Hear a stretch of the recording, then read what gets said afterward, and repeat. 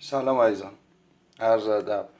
در ادامه مبحث دیجیتال کردن فلزیاب TL 12000، ببینید این که مدار TL 12000 که میشه این مدار پایینی.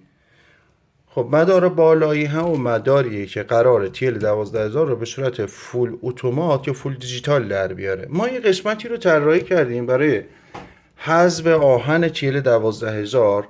یه همچین حالتیه. ببینید به صورت کدی، برز مثال من یه کد 740 رو براش انتخاب میکنم. خب چون TL 12000 خودش هولد سمپل داره و میتونه حذف آهن رو انجام بده، ولی نه به این صورت. حالا ما از این حالت استفاده کردیم.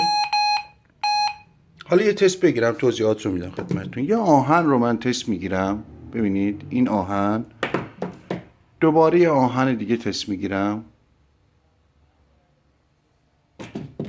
یه طلا تست میگیرم.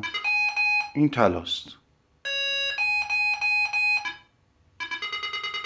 خب حالا یه فویل سیگار رو تست میگیرم. ببینید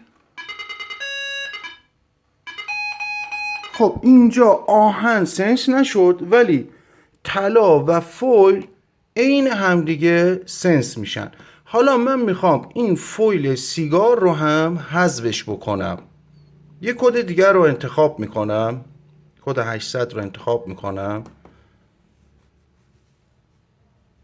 فلزیاب TL توی حالت تفکیک توی قسمت آنالوگش یه تفکیک گنگی رو داره، ولی توی این حالت دیجیتال میتونیم اینا رو تشخیص بدیم. خب دوباره یه آهن من میگیرم. ببینید این آهن، یه طلا میگیرم. خب این الان، حالا یه فویل رو میگیرم. ببینید فویل و آهن حذف شد، فویل سیگار، و اینجا سنس رو فقط برای طلا داریم ما.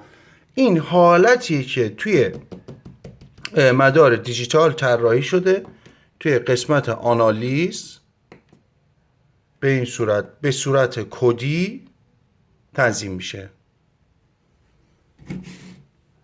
توضیحات کامل داخل کانال یوتیوب ریز به ریز توضیح داده میشه. اگر هم توی یوتیوب دارید میبینید، از اینستاگرام دنبال بکنید تا بتونید با ما تماس داشته باشید. یا علی مدد.